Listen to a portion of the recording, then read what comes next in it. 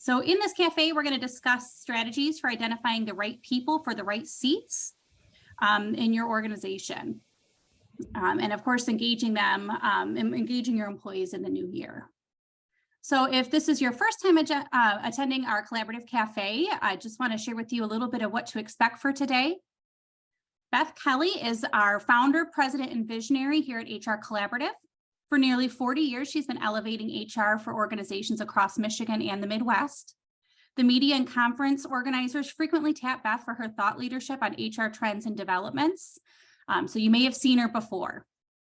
Tara Kiley has dedicated her 20-year career to working with businesses and leaders to elevate their people strategy and operations. As our Vice President of Client Services, Tara oversees and leads all of HR Collaborative's recruiting, compensation, employee engagement, leadership and team development, and consulting services.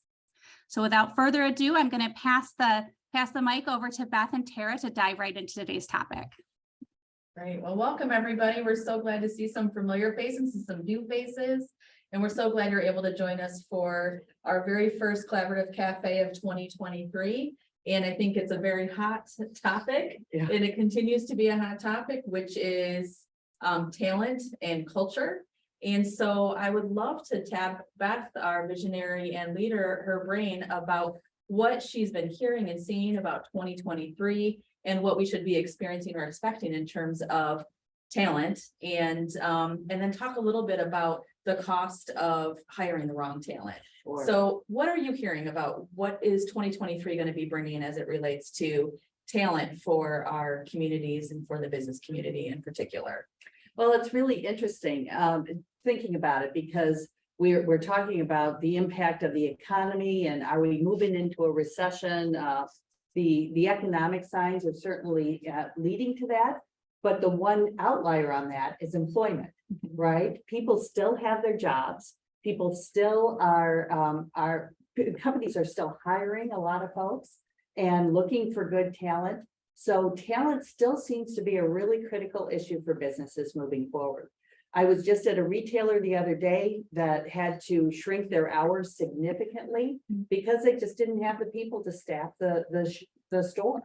And so it's really a dynamic that's starting to hit a lot of folks. Yeah, it's so interesting. And you know what I'm hearing is why it's so different and why it's the staffing or the employment piece of what I'm hearing people say a slow session. So maybe not a full recession, but a slow session is the impact from the pandemic. And so many people choosing to remove themselves from the workforce or change how they work going forward and remove themselves from maybe what they had done for so long is really causing an impact. And what's so interesting to me too is that the unemployment rate continues to drop down. So it went down another 0.1% over last month to this past, or from the month before to this past month. Right. It's at 3.5 or 3.6% in the nation, which is almost unheard of if we're talking about a recession situation happening. Exactly. So this is a big deal. And so what sometimes can happen is people in businesses can then kind of get a little desperate and start hiring possibly the wrong talent. And so let's talk a little bit about that. Mm-hmm. You know, the slide here shows some statistics about it, which is, you know, the U.S. Department of Labor puts the cost of a bad hire at 30% of the first year wages. Mm-hmm. And then I think even a more significant from an HR perspective, that's a big impact for small companies, is the 17% of managers' time wasted per week on a bad hire, which is 1 day a week that they're spending on that. So tell me, 74% of employers admit to hiring a bad hire at some point. So have you done that, Beth? And if so, what has been the impact to your company or to the companies you've worked with in doing that? And just tell me a little bit about that. Well, in my opinion, anyone who tells you that they haven't had a bad hire either hasn't been in business very long or is lying. Yeah. Because every one of us has thought we had the perfect person coming into the business and then found out there were some gaps. And usually it's about fit more so than it is about skill, because and you know, we're all HR, most of us are HR professionals on this call. You know that you can work up to skill, but you can't really it's hard to adjust for fit. Yeah, Absolutely, absolutely, we've made some bad hires and it was painful for the organization. There's no question about it. It not only impacted the performance of that one person, but of their whole team. yeah, And I know that there, I'm sure are plenty of stories that you can share in the breakouts, but about how that would impact the group, but it really does need to be addressed. yeah, You said something earlier too, Tara, about people being kind of desperate. And I think not only are they hiring the wrong folks, but maybe they're holding on a little longer to somebody who isn't really a good fit just because they're afraid that they won't be able to replace them at all. Sure. So it is dynamic. yeah. So, you know, if it's such an impact on business, when we look at this screen, we see there's some statistics, but also reputation, productivity, the clients, you can lose clients if you don't have the right person in the right seat. Why do you believe, or what have you experienced? Why are businesses holding on for so long? I think there's two reasons and they kind of dovetail each other. The first is one of legal concern, right? As business owners, we're told that we can't discriminate and that if we do discriminate, there might be legal action, lawsuits, that kind of thing. And so none of us want to deal with that. And so oftentimes folks that I talk to aren't willing to address certain issues because, well, I'm not sure if I'm walking on solid legal ground here. So that's one of the dynamics. And then dovetailing with that is just the idea that, look, none of us wakes up in the morning and wants to say, hey, this is going to be a great day. I get to fire somebody. It doesn't happen. I mean, most of us really avoid that kind of level of confrontation and don't want to deal with the difficult issues. The irony of that is that if you don't deal with them up front, like everything else, it just gets worse as time goes on until you can't avoid it anymore. Sure. So I know we're gonna want to jump into groups soon, but I do have one last question for you related to your comment there. So when you do finally take action, however that action might look like, what have you seen has been the impact to the company immediately? Amazing, amazing. I can tell you 5 or 6 stories of folks where or situations where people were really struggling because of someone who wasn't a good fit to the organization. And once that person has left, it's like there's new fresh air blown into the business. The really interesting thing is sometimes it's also a great gift to the person leaving the organization because they know they're in a bad situation. They know they're in a bad job or with a company that isn't a good fit. And so helping them to make the decision to move on can sometimes be a great gift. Absolutely. I love that. So, you know, let's stop there. Let's turn it back over to Lisa, I think, who's gonna kick us off into. Let's have a discussion. So hopefully this kind of prompted some thoughts on you guys all and the challenges maybe that you've been facing, and maybe they're similar to what we're talking about, and let's chat. Yeah, thanks for sharing your insight, Tara and Beth.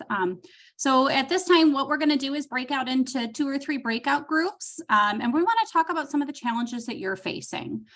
So for this first breakout session, start with a brief introduction of yourself and your role, and then kind of dive into the challenges that you're facing. We'll regroup. I think we got about 10 minutes for this breakout session. So, share your thoughts, ideas. When we go into our second breakout session, we will be in the same group. So we won't have to do another round of introductions. So you'll get familiar with the group that you're discussing. So some of the things we heard from the groups, one of the challenges we're facing is an inexperienced hiring staff. Do we know what we should be asking and how to, how to ask what we're assess what we're looking for. Another thing we heard is hiring for fit is tricky, especially with these shorter hire processes. We have positions that need to be filled. And so sometimes we expedite the process without consideration and time to assess fit. And then that can have a trickle down effect, right? Retention in that first 60 to 90 days if fit isn't a good match. Sometimes organizations pass on institutional knowledge for a younger workforce, thinking that the longevity of that hire is going to be, is going to pass those with institutional knowledge. Of course, the trickle down impact of one bad hire, it's more than just to that one department. It can have impacts across the organization. Of course, employee expectations are greater. We've noticed that quite a bit in the last few years here. So it can be difficult, or, it's to manage their demands. We need the talent, and sometimes we don't understand what we have to commit to get that. Hybrid and remote onboarding challenges. A lot of organizations during the pandemic have realized that hybrid and remote work is here and here to stay. And so onboarding them into the organization and the culture when they're working in a remote environment can be challenging. Skilled labor challenges. So for those looking for skilled labor, finding the talent and training them appropriately. Getting leadership buy-in to make progressive shifts in hiring practices. Sometimes the way we've always done it isn't the right way to do it. And then engineering roles. It can be difficult to find, right? How do we find candidates when they're not looking? That passive sourcing, how do we let people know that we're looking for them when they're not looking to make a change? Anything else that came up in the groups that any of our breakout leaders want to share? Or are we ready to start talking about how we can solve for some of these challenges we're facing today? I know one thing group one brought up, that whether it was around culture or skills and productivity, the challenge with the disconnect of Jamie, you've been underperforming, or Jamie, you might not be a good fit, and I'm sort of in denial or defensive, or I'm not open or willing to have that conversation or that dialogue. How do you handle that when you want to retain somebody, whether it's a individual or a leader in the organization, and the disconnect between the harsh realities of maybe things not going as well and how that person perceives it, and to what measures do you go to retain and build and grow and still preserve your culture, et cetera. So that was one thing our group talked about quite a bit. Yeah, and having managers and leaders that are willing to have those difficult conversations, right? Yeah, absolutely. Anything else? I don't mean to add to the laundry list of challenges here, but if there's anything else that you think other organizations have experienced, you can either drop it into the chat or pop in here in the group. All right. Well, if you do, we're always here to brainstorm with you, but I'm going to pass it over back to Tara and Beth to talk about, okay, here's some of the themes, some of the things we're hearing. We know the challenges that we're facing in our client organizations as well. What are some of the things we can do about it? Thanks, Lisa. I appreciate that. And so, Jen, if you don't mind, let's go ahead and just jump right into some of the recommendations that we have for the group as it relates to how do you really build up your culture and hire right and hire well and retain your best staff. So let's talk about this first one, Beth. Why is it so important to establish a clear purpose and values in an organization? And why would this be maybe one of the very first things you want to make sure that you've got in good working order to be able to have the right fit of people in your organization? That is the only way that you can address the fit issue. And I think we can all agree that most of the time there's a gap. It's because someone isn't fitting into the culture of the organization. And so to be able to talk about it in really kind of objective terms, something that's already been agreed on, that's already been published, that everyone kind of knows, it's real important. The other kind of benefit about being real clear about who you are and what you're trying to accomplish is that you can communicate that very early in the hiring process. So when you're interviewing somebody, you can be real clear about what your culture is like. And a lot of times, most times, if somebody doesn't like that and it doesn't work for them, they're not going to stay in the process. So you've just saved yourself a lot of time in exiting somebody because they chose not to enter in the first place. Yeah, it also sounds like that could save you some time in the interviewing process too. We've talked about how it's so important to interview and hire quickly right now, especially when you have good relevant talent. One thing that I've started to do with some of my interviewing practices is after that first screen, because most companies will do like an initial intake screen just to make sure somebody meets the minimum qualifications. When I'm in front of them, the very first thing I do is tell them about our company and tell them about the role. And I'm very transparent about it. So talking about, this role is fast paced. This Right. role is, you have to really enjoy working with multiple people and in multiple scenarios. And it is it is an on-site role, at least 4 days a week. And so talking through that so that those employee demands that I think we mentioned before, as part of the challenges, don't become challenges down the road. There's some different expectation of what the employee culture is here, how the role operates and all of that. Have you had that experience as well? Absolutely, absolutely. And this is where it gets kind of tricky in a market where the talent is so tight, right? Mhm. Because as, our natural tendency is to want to recruit somebody, Sure. to let them know how great the place is and how it's going to be the ideal place for this talent that you just found. And while that might get them to come into the organization, it's not going to help them be successful. I've often heard folks say that the only thing worse than not getting a job that you really wanted is getting a job that you didn't want Mhm. and that wasn't good for you. And so being upfront, as hard as it can be sometimes to just say, this is the way we are, you got to say it. I love that.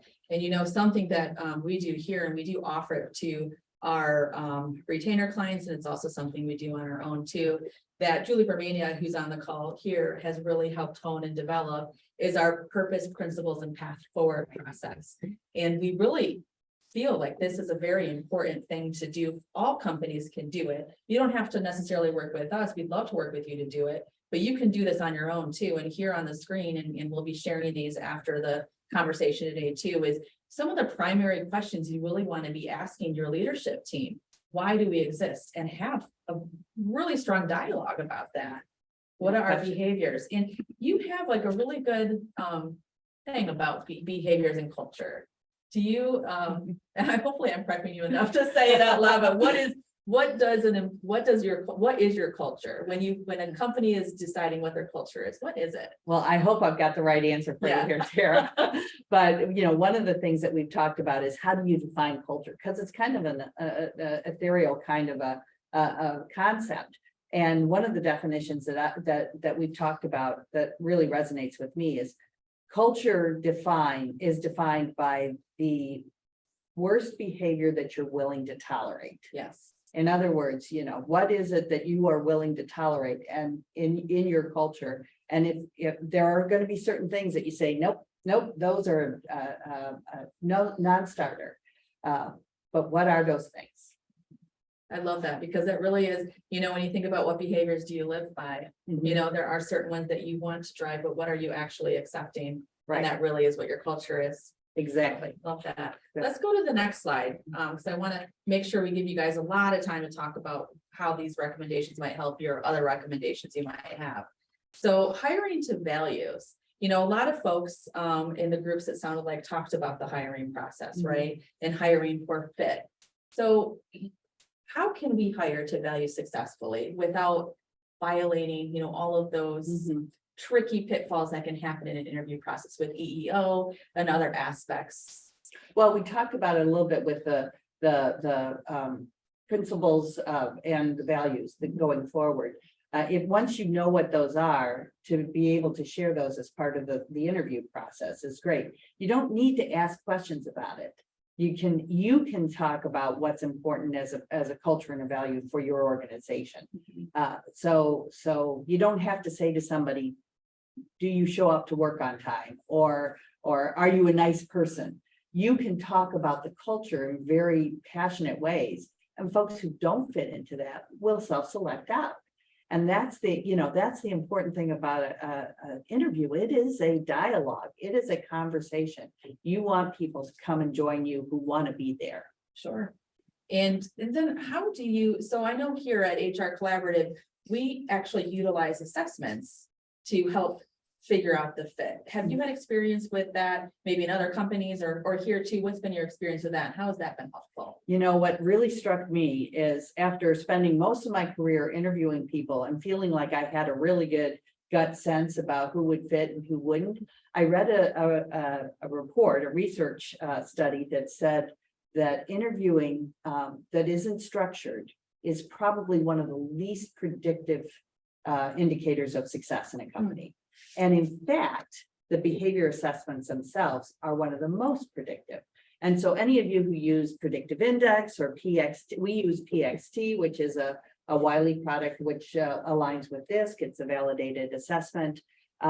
Any of you who use any of those catalysts or anything like that already know this, that those behavioral assessments really help you hone in on what their skills and their interests are of the candidate. Yeah, absolutely.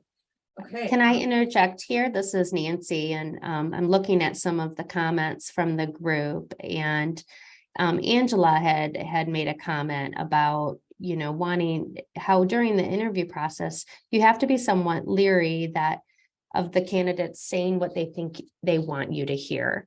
And so when you share a lot about what you're looking for, will they tailor their responses just so that they get that offer? So do you think that these assessments then, or do you have any other suggestions that can really help get to the true self of that candidate and the fit for the organization? That's a really good observation. And obviously the assessments do help on that. But the other thing that we found helpful is those behavioral based interviews that actually ask for specific experiences and times that folks have demonstrated the values of the organization. So instead of saying, do you like to work overtime? It's saying, give us an example of a project where you've had to spend a lot of time working overtime. What was the outcome of that? How did it impact your team? Questions that really kind of get down to the brass tacks of what the experience was. That it doesn't eliminate it. You can't eliminate it. You need the skill of a good skilled interviewer to do that, to ask good questions, but it will help you minimize that. You know, I think another thing too, so when we talk about purpose and values, and then we talk about hiring to values too, a lot of it is about employee branding. And so I do think as well that as you think about what is your employee brand, people will start to select into your company that align with that employee brand. It's almost like a market, it's part of marketing. And I don't know if we always give it I don't know if we give it enough of a lift up in organizations to really do that. And I think the purpose, principles, and path forward really help with that. The behavioral based interviewings that link to that purpose and principles help with that. And then making sure that your employee brand is really showing what your company is from a cultural perspective. Then, you know, the hope is that you would then start to see, and I think somebody talked about how you get people to want to come to your company and work. It is the employee brand at the end of the day, and how you're selling your company in an honest, truthful, and transparent way. You know, one thing you say, and I know I use it all the time, is if you can't fix it, feature it. Right. So if your company is one that does the 60-hour work week on occasion because there's big projects and that, feature it and talk about why that's so great and how you do it in a way that's really a, you know, collaborative or community type of thing. You know, I know, oh my gosh, I can't. Zimmerman, you know, I'm not suggesting that we all do Facebook or Meta stuff, but he would do that. Like he'd create this environment where people knew they'd have to work 60, 70 hours in any given month to do some brainstorming, but he made it really, really fun. So to kind of, you know, do that kind of a image and have to be truthful, obviously. Right. And, you know, I mean, I guess the foundational piece here is you've got to really look at your culture and get rid of the stuff that's super negative, because people just don't have to work in those kinds of environments anymore. And it's always going to be a struggle to recruit into that. Absolutely. So let's jump to recommendation 3, which is quarterly check-ins. So, you know, we are an EOS company. We're an entrepreneurial operating system. It's the way that we do business. I'm sure there are people on the call today who have companies that they work with or for, or have that are EOS companies as well.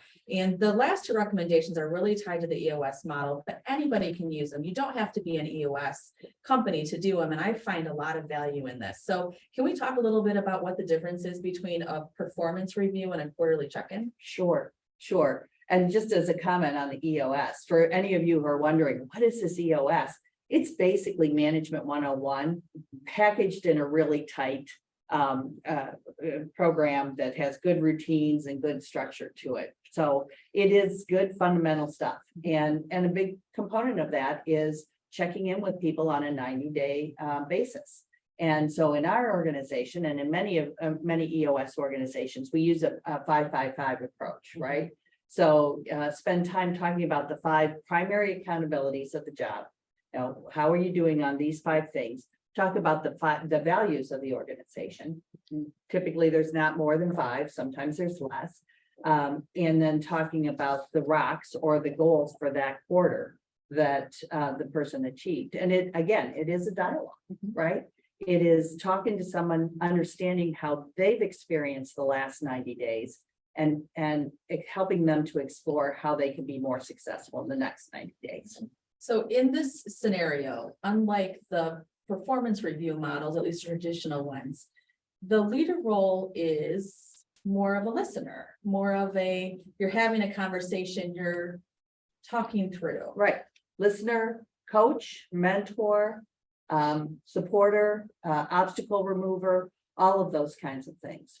We are most successful when we help people bring the right person into the job and then let them use their talents and skills to execute on behalf of the organization. So if you've hired the right person, if they're fitting well, you don't need to tell them what to do. They know what to do and they have the skills to do that. What they need is someone to support them and encourage them and get rid of the obstacles that keep them from doing their best work. That's a great lead in into our final recommendation before we jump you guys into your groups again to come up with some more ideas. Is, let's say, so you're having these 5-5-5 conversations, you're realizing, and you're talking to your individual, you're having this quarterly conversations, you're realizing maybe this fit isn't right. Mm-hmm. Talk to me a little bit about determining the right seat and what your process is and how you work with folks to figure out, is this the right seat? So this is the tough conversation, right? This is the one where you're really starting to challenge someone's sense of, their work life and their work being, and talking with them about maybe they've made the wrong choice about going into these kinds of things or this particular role. And some advice that I got years ago that really I've held on to is, instead of seeing it as a confrontation between you and me, it's you can view it as a conflict or a confrontation between the two of us together against the environment, or in this case, the accountabilities of the job, the expectations of the organization, the challenges that are in front of us, or maybe even the personal challenges that person is facing.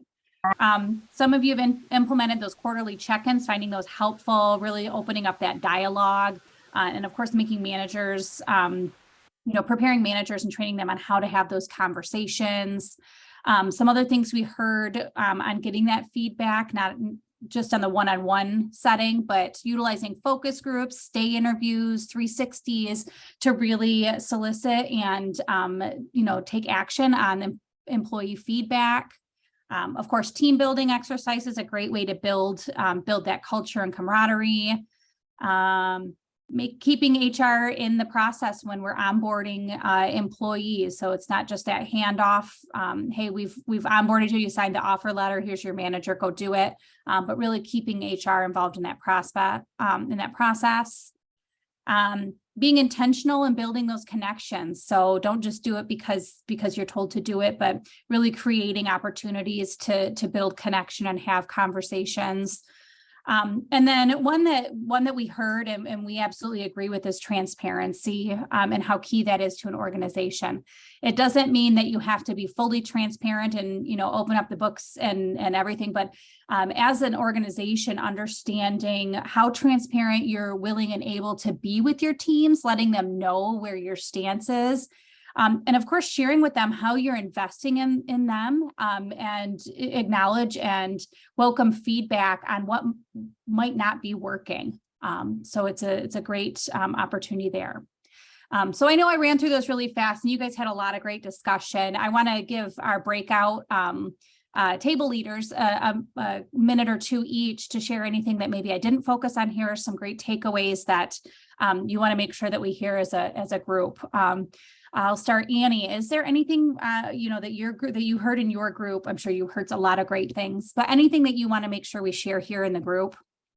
The broader group. We talked a lot about career pathing, and even in small organizations, how to work with managers to develop their talent, to make sure that there's still growth and that there's skills gained, even if it's not, a position that they're getting, or if they're not being promoted along a traditional trajectory. That is important to have talent feel part of the culture, and also looking at ways to bring their core values into leadership discussions and helping people measure those core values. So if we say that trust is a core value, how are we showing that? How do we measure that? How are we living that value?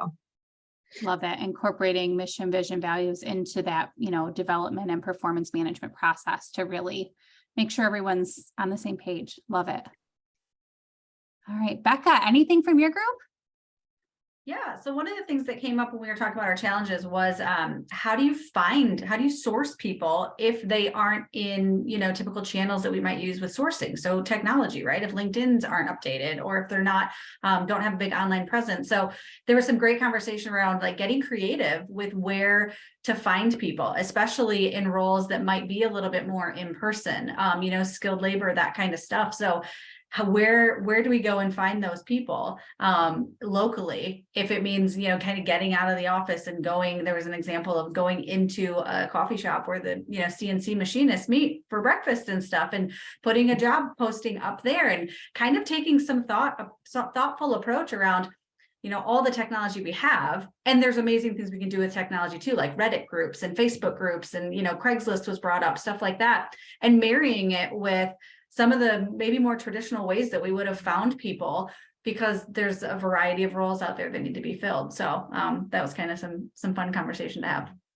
Love it. Love it. I don't know if Teresa's still with us this morning, but she shared a really interesting, so she leads our talent acquisition and placement team, but she shared an interesting fact with me the other day that I never even thought about, but there's a large percentage of the population that doesn't even use like LinkedIn, right? Yeah, so you're missing out on a huge. It was 40% LinkedIn, or actually it wasn't LinkedIn. It's, maybe I got it from LinkedIn. Doesn't matter, but 40% of people don't have a LinkedIn profile. So there's, 40% of the population that you're missing out on if that's the only avenue that you're recruiting. So you got to get creative, right? Depending on the talent you're looking for. Love it. All right. And Jamie, anything from your group that we want to share with the broader group that was point of discussion? Jamie, if you're talking, you're on mute. I can't see the whole screen. Will we ever not be tired of hearing you're on mute? Sorry. Yes. I think two main themes came out of our group. One was we started off with hey, these regular intentional check-ins, 90-day check-ins are really, really beneficial. And then what happens when somebody is on a performance plan or isn't measuring up? What is the proper time frame? How long do you, quote, let that go? And how does that decision get made? So that was a really productive conversation. And then the other one, we kind of took off on some of these assessments, not only in the hiring process, but even more specifically in our day-to-day lives in our organizations, and the value of knowing each other's strengths, maybe how my strengths get in the way of other things, maybe how, one person is give me the facts, give me 3 bullet points and move along, and the other person wants to really talk it out loud. So just the value of knowing how to balance your team, how to communicate internally, how to know how to speak, especially as a manager or a leader, how important it is to be aware of your team's, just how they naturally, what they need in that job and how valuable that is. Yeah, that understanding your team dynamic is crucial to having a productive and effective team. And then knowing that not everybody, has the same communication style, has the same work style. So really being intentional and understanding those differences and being able to have conversations, understanding that. Yep. All wonderful feedback, all great. So with that, being sensitive to time, we're only at 5 minutes left. Today has breezed by. I think this has been a wonderful topic to kick off 2023. So wanted to share with the team here some new offerings that we have in our project space. So we talked a lot about, ways to communicate to our teams and our employees. And one thing that was emphasized, a theme that we saw in the last breakout session was transparency. And a great way to provide that transparency and opportunity for education and communication is to provide employees with a total reward statement and share with them everything that the organization does to invest in them as a member of their organization. So one thing that you can do, obviously, Jamie, our spokesmodel here for our total reward statements, please take a moment to scan the QR code here. If you'd like to schedule a time to talk to us more about this new offering, what we have is a way to provide you with the tools and resources and manager guidance on how to have these conversations with employees and provide you with comprehensive statements to provide to each of your employees to show how you invest in them. A lot of times employees know what they bring home on a biweekly or weekly basis, but they don't understand everything else that you as an organization invest in them. And this is a great way to educate them and show them how you value them. So things outside of just base compensation, things like health and wellness, non-traditional benefits, even non-monetary benefits, just sharing with them everything that we invest in them. Of course, if you're not already subscribed, we would love for you to subscribe to our Elevating HR newsletter. So we put the QR code up here, so we'll give you a couple of seconds to snap that. If you'd like to just pull out your phone, you can open your camera app and snap that to get subscribed. Here we provide some great insights and information that are relative to what we're facing in the HR world. We'll also have a highlight of video of today's cafe shared on LinkedIn. So next, if you're not already connected with us on LinkedIn, we've also created a handy dandy QR code that you can snap right now to make sure you connect with us so you get that summary of our cafe here today.